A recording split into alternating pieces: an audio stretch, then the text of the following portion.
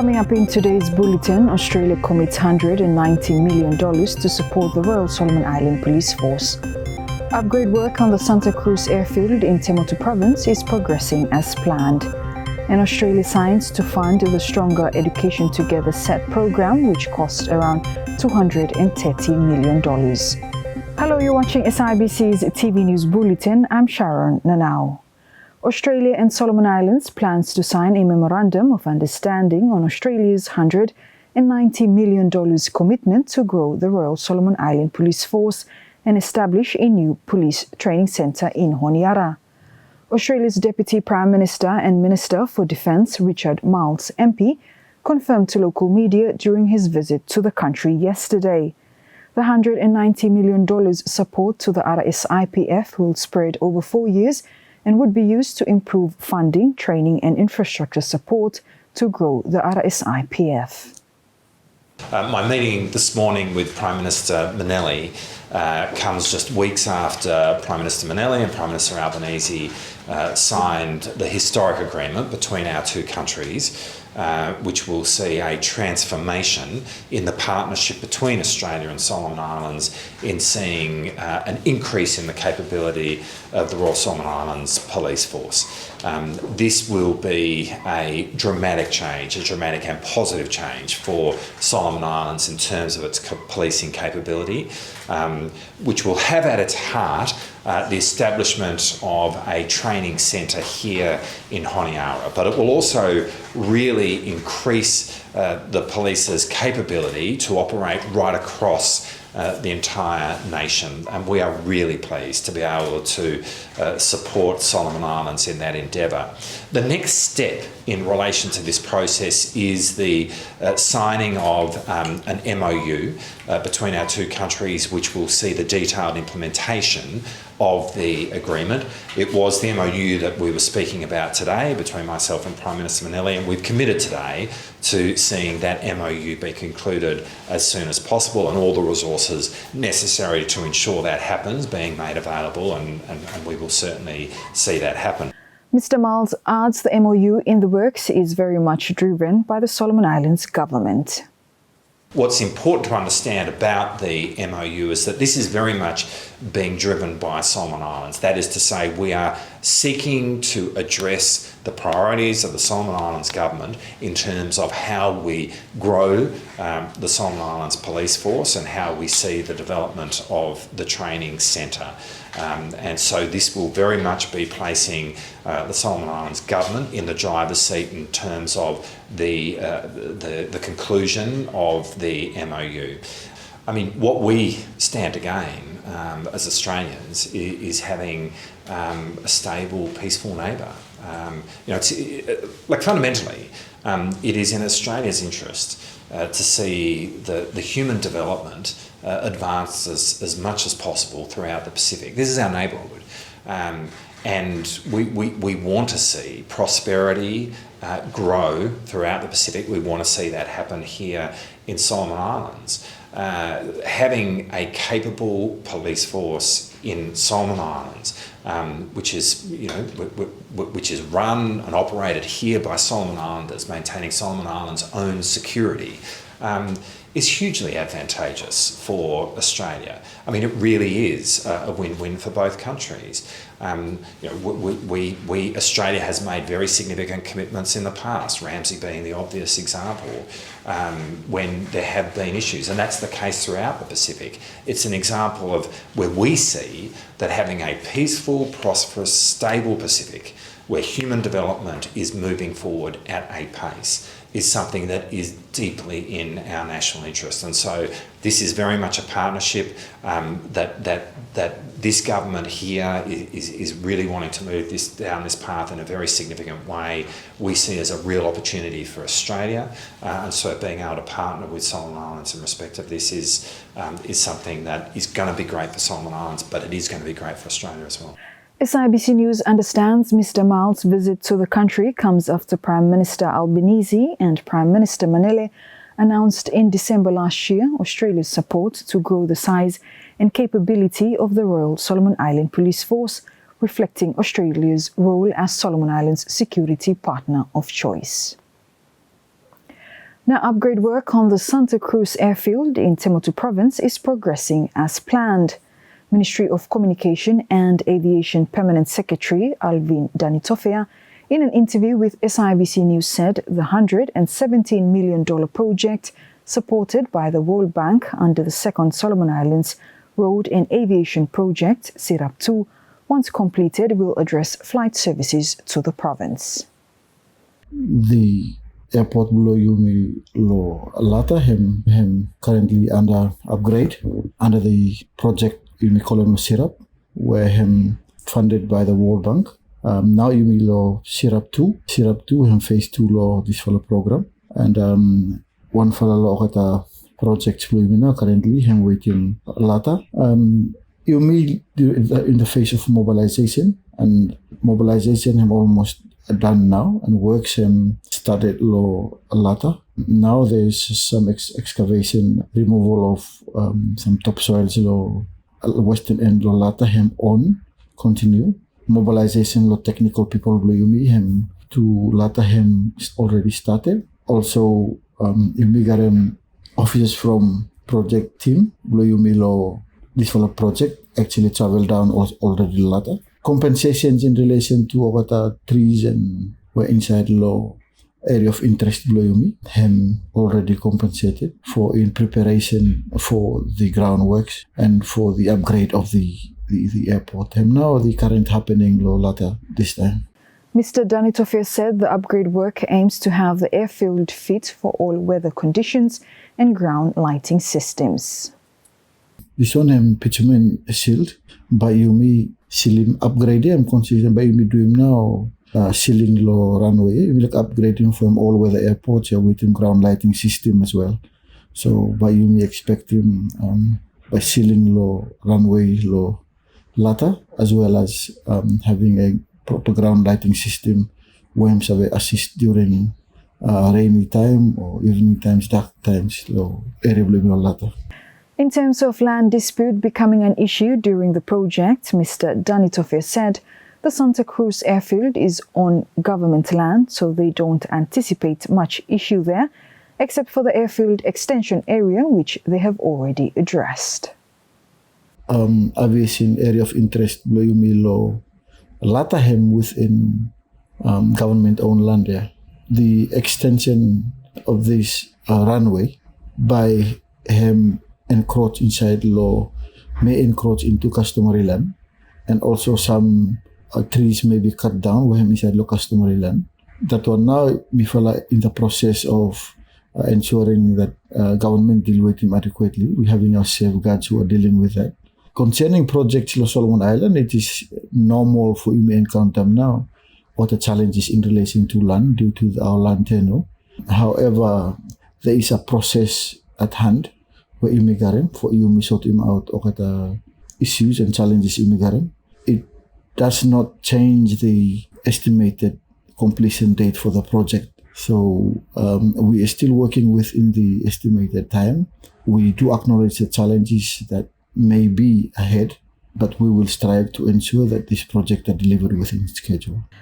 SIBC News understands the project is expected to be completed in 2026.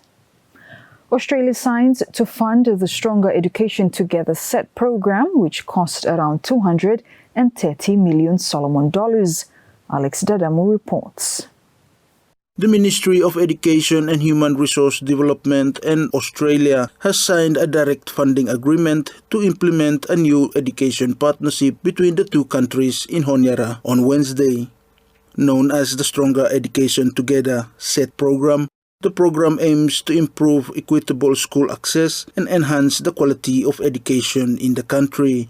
The new SET program, which cost around SBD $230 million or AUD $44 million, will run for 8 years, replacing the Education Sector Support Program, ESSP, which will end in March this year.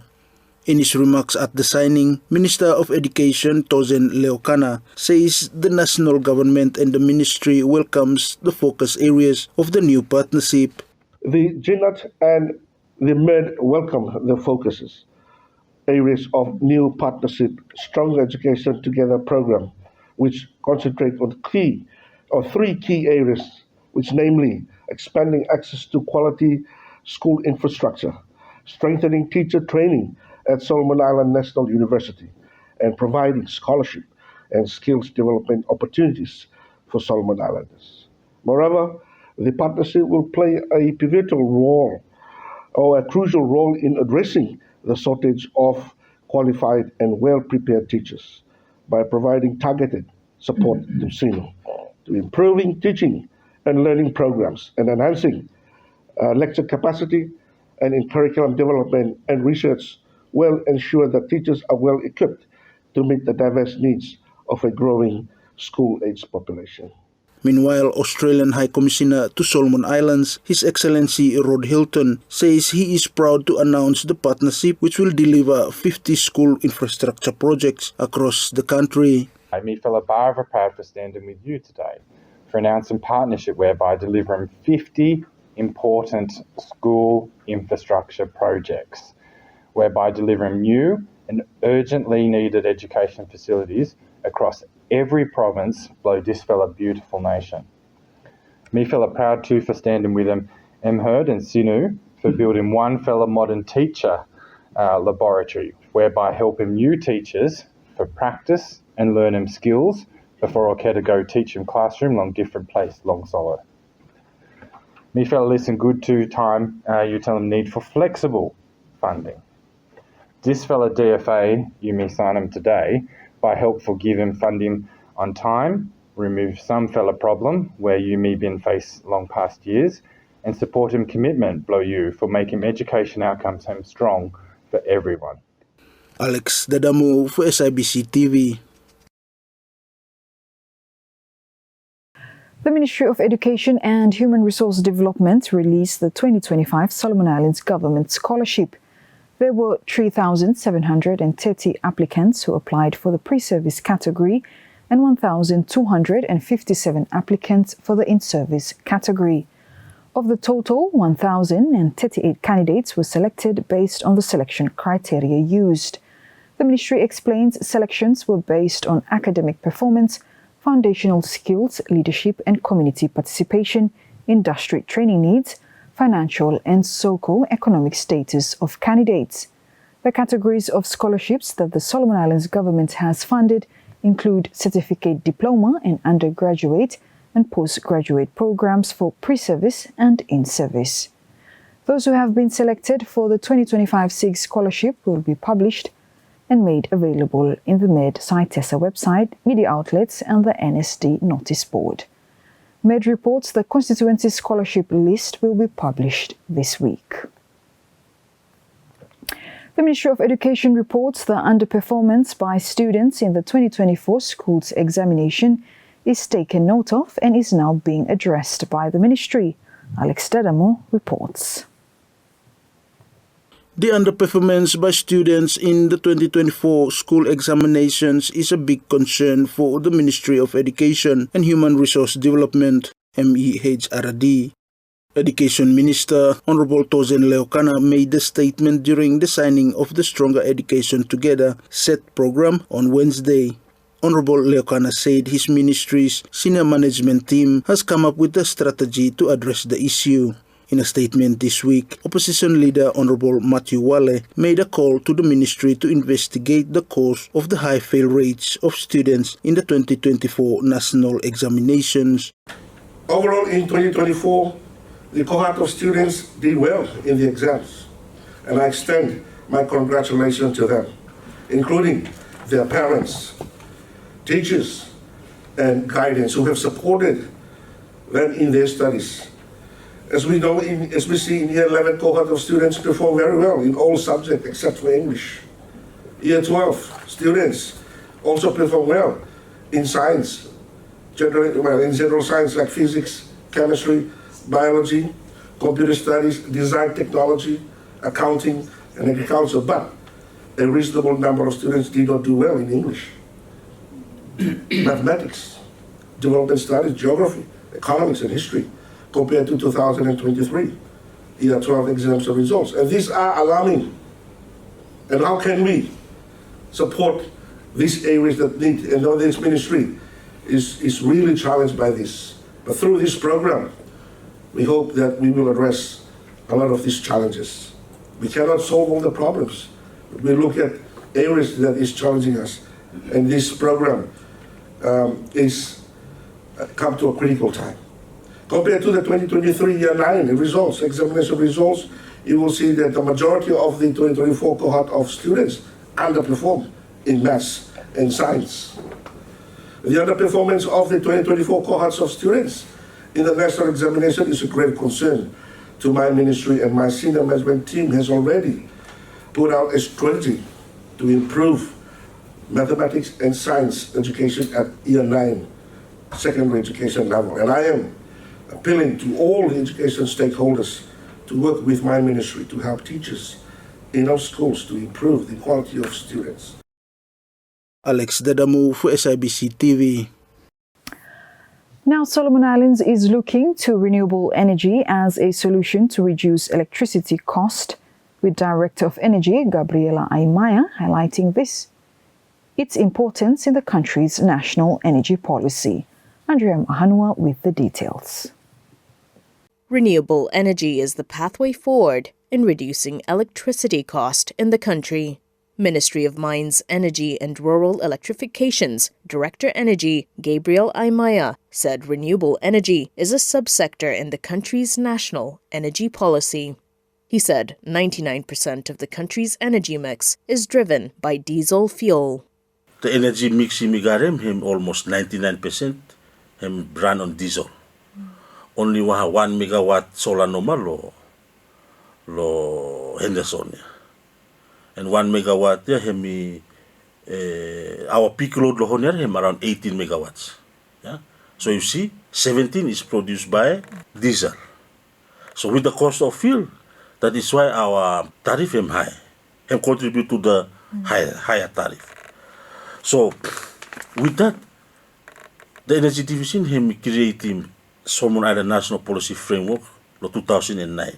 Addressing this issue is him no this year no more. Since the establishment of the Energy Office, price of electricity is a concern and is something that is being managed and also it's been looked at since then. So due to those, 2009 we established him now National Energy Framework. For us, imigare was National Energy Policy no 2014. And inside that for a national energy policy, renewable energy has one for a subsector inside. Yeah, we must increase him. We must increase him now use of renewable in the country to reduce the cost of tariff. Mr. Amaya said government through the ministry since 2014 has been working on renewable energy projects across the provinces and mainly Honiara to reduce Solomon Islands' high electricity cost. With that national energy policy, projects are derived out of it. Yeah? In terms of renewable energy projects, our first project, in 1990, yeah, the Komaridi Hydro. Yes. So you see, renewable energy is already been thinking of, projects are already been established even prior to 2000, even prior to climate change issues. But him no eventuate because at that time the price of fuel him just same normal with him if cost hydro him coming. So that project him no went through. Then got him no 2009 kickstart him na the Tina Hydro.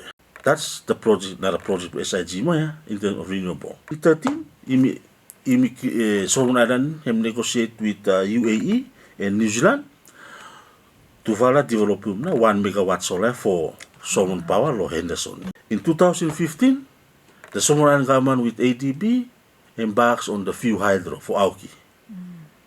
But they no eventuate due to land owner issues. 2016, imigarem na wahala project with them New Zealand government for running now triple side lo solar under Solomon Power, and that is Hui, na Sasamunga and Namunga. And these 3 projects are yet not installed.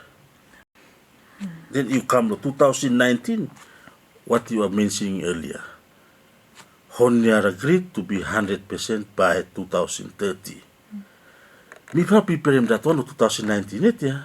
So that him come into a 10-year work program, yeah? Hem na ot kolem no renewable energy roadmap for Honiara. SIBC News understands the ministry plans to have Honiara City 100% connected to renewable energy by 2030. Andrea Maahanwa for SIBC TV. People in Suumolia Ulawa Island are calling on the responsible authorities to address the deteriorating state of their only wharf. A concerned farmer, Lionel Taurao, told SIBC News that this has greatly affected businesses and farmers.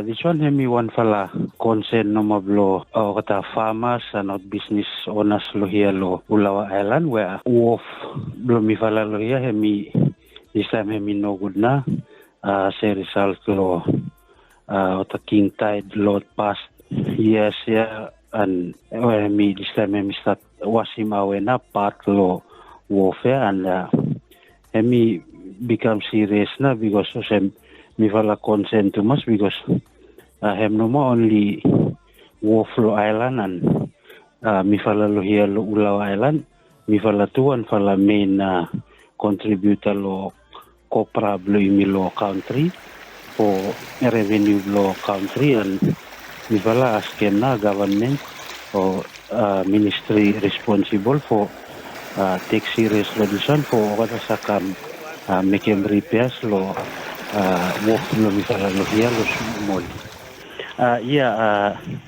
this wala damage lo warfare as you me looking this time emi mi fala looking mo emi pose him to health risk for mi fala especially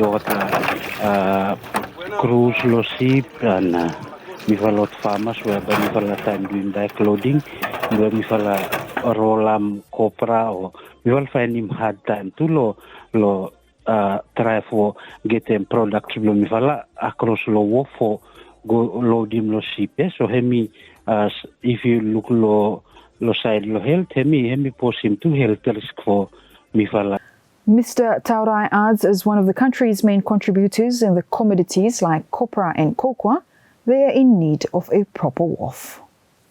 4 years ago, one fella contractor, hemi come doing repair and maintenance. Hemi come only doing no for 1 week, no more. To hemi just make him up no more, give beyond side low wharf no more, fill him up lo stone no more. But according lo okata people where okata help out or okata castle during wakalo main wharf first time o ata se from look blog ata se disala contract time no barava doing good no ma time I think with him this whole situation me looking that me fala lo here lo Ulawa since me fala garem me fala producing stock commodities na tuya o sem copra no sem make him easy me fala bani di one fala good wharf cement one with him one fala ramp or jetty o sem na for kami sabi available for if kata landing craft so kata kam o kata sa ramp properly and mivala kata farmers and business owners sabi go doing back unloading easily and even backloading too make mivala doing everything easy normal o sem so mivala by needing good wharf cement one as you need for consider too sea level rise this time we hemi start for damaging what coastal areas blame or same. Children in the country can now access a short film series that promotes traditional stories online. Andrea Maahanwa reports. Hello and welcome, you follow everyone by Yumi Sidang Story Lelebe. Children in the country can now access a short film series that promotes traditional stories online. The Pickaninny TV series was officially launched in December 2024 under the second phase of the Storytime in Play project following an extensive production period. Dreamcast, a local arts and social change enterprise, had developed the series in partnership with Plan International Australia and Big Heart. Pickaninny TV director Sidela Nongebatu told SIBC News the TV series captures diverse custom stories from around the country. If I make sure if I like collecting stories where I'm representative of every province blame. So we asked many in our community, because community lo Dreamcast from Staka, different province blame itu. So reached out to them about custom stories at Garem and contribute custom stories bloketa. And we wanted to make sure that even though mifala waka with people where advice come, technical advice come from overseas and also, but we wanted to make sure that if stay true to the core lo Dreamcast and also like things for keeping as preserving tradition as we possibly can too. With the official launch complete, the team is now exploring more ideas on where the project can move forward. After the launch in Kasim this time, we're planning on having a community launch, which is going to be confirmed. And after that, I think there will be more, I guess, exploration into the area of what comes next for us, project-wise too. So at this point, after this one, we definitely have some ideas in mind, and what the next phase might look like, or what a different initiative might look like as a continuation of this. Meanwhile, theatre facilitator Quincy Kwan hopes the show encourages more people to appreciate creative arts and filmmaking. One thing about me looking now is the underappreciation why me garem for this kind of fields as well. Me sabe that this is not a common thing inside the country, believe me, for having this kind of area of work. But me hope that people look in that it's a platform, it's an avenue where you sabe get for exploring creativity, believe, and at the same time put him out stories, believe me, that for space too. Yeah? So we need this inside the country now. And me fala hope that people look him the importance of this one, how for him preserve him stories, believe me, how for him build him confidence, lot picking in, believe me, and at the same time him giving me a way forward this fala new world of technology. The Pikinini TV online series is accessible on a mobile application that can be downloaded on both Google Play Store and Apple App Store. SIBC News understands the Storytime and Play project is funded by MFAT New Zealand. Andrea Mahanwa for SIBC TV. Engaging children in the making of the Pikinini TV series has been a fulfilling experience for the Dreamcast members. Pikinini TV director Sidela Nongebatu emphasized this has enabled children to feel a sense of ownership over the show. When we follow Dreamcast, it was very significant to have kids in this for show too that some ownership blood picking into this program. Sometimes we use children as a tokenistic terminal or how we dream things play me, but important to us for kids coming. Then tabot coming, it's not that we just took them then okay, if I come for this shooting this party, but there were a lot of relationships that grew out to this one. I follow after my picking in stack lot picking in we come. At beginning were around with DC finish, so they went to new to the camera or some stuck a block parents block around one here to work a good way. So it was important for us to show that this one have actually next generation will Dreamcast too, this one, and it's something that him one fala core foundation to master what we feel like for dreaming all our creative portfolios is to also make sure that kids are not excluded too. Meanwhile, theatre facilitator and mentor Quincy Kwan says the production process was a growing experience for everyone involved. It's a growing process for everyone. Yeah? So there's a lot change with these children as they go on and doing this fala project, and me fala mentor mo through the process itself. The changes what happen inside Lodea, but me no say that him only for the children who are involved, also for me fala ones who are leading out this coaching mentorship activity. Him giving me fala a different sense towards that career as well.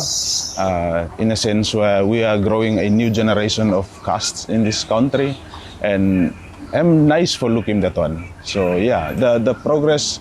Big changes have happened with me fala how me fala approach him on wakablo me fala too, and me sabe that these children were involved with this project. There's a lot of change going on in life with them too. Yeah. And that's news. Follow us on sibconline.com.sb and our SIBC News Facebook page for more of our latest stories. Thanks for watching.